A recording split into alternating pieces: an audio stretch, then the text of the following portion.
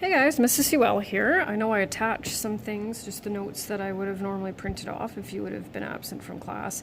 But I think, well, I really want to teach. So I've kind of got this little setup going here, and my plan is to teach the way that I normally would.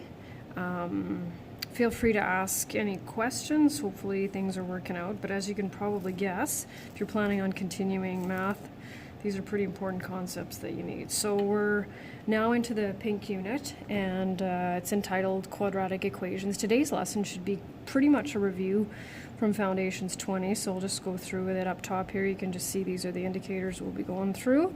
So just moving down here to the first one, which is from Foundations 20, solving quadratic equations by factoring. And we've actually already done this before, so I won't spend too much time on it.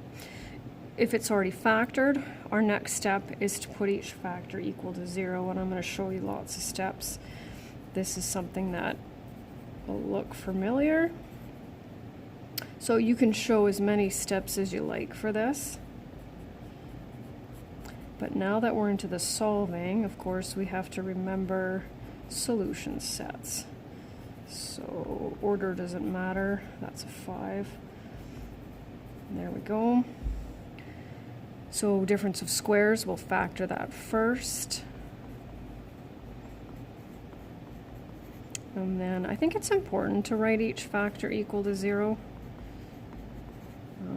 I don't think I require that, but, and then of course, so you can either go -5 and 5, or you can write it as plus and minus 5, right? Solving, so we put our answers in solution set form. We have to make sure to put, to make it equal to 0, so we'll move things over here.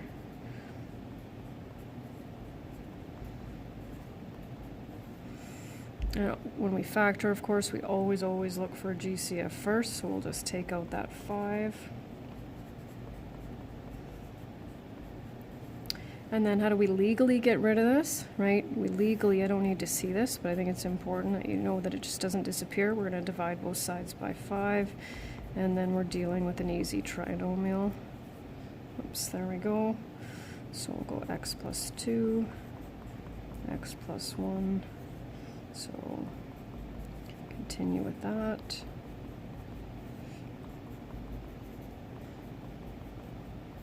And -2 and -1. So that's the solving by factoring, which is something we've done before. And now I'm going to flip it over. I'm actually not going to worry about this one.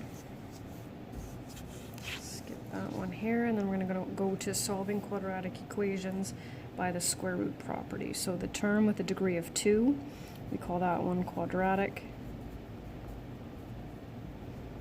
And then with a degree of 1, that's our linear term. And the number by itself is our constant. And so this works when you don't have a linear term. And by the time we get to the end, we'll start to look at how we decide which method is the best. So first thing that we want to do is to isolate what's being squared. So we'll add 4 to both sides.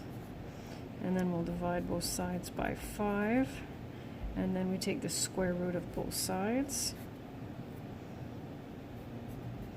And then here we got to watch out, because we get 2 answers for this, because we know that 3 times 3 gives us 9, and what's the other number multiplied by itself that gives us 9?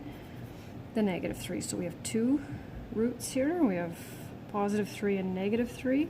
And that can be written as that in your solution set, or you can write it as 3, -3, however you want. So we'll keep going here. Isolate that.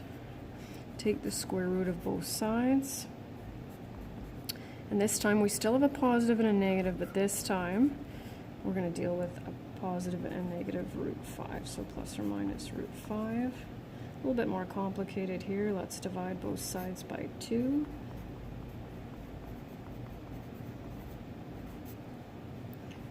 X plus 1 equals, and this, and take your time with this, because students sometimes have a tendency of doing the first one and then making it, for example, a plus or minus 5. But that's simple integer stuff, so -1 plus 6. we're going to end up with 5, and then negative 1 minus 6, negative 7. And of course you can check if you want, because this back in here, squared multiplied by 2 will give you 72, as well as doing the same with the 5. This one's already isolated, so we'll take the square root of both sides. 2x plus 1 equals plus minus 8. And now we still want to get x by itself. And then divide both sides by 2. It's a little bit uglier, but that's typical. Divided by 2. And so then we get negative 1 minus 8. Sorry, negative 1 minus 8. Negative 9 over 2. Negative 1 plus 8. And solution set. And we are done. So I'm going to post this here pretty quickly, as well as the assignment with the answers. Feel free to ask me questions if things aren't working out for you. But keep working, and take care of yourselves. Talk to you soon.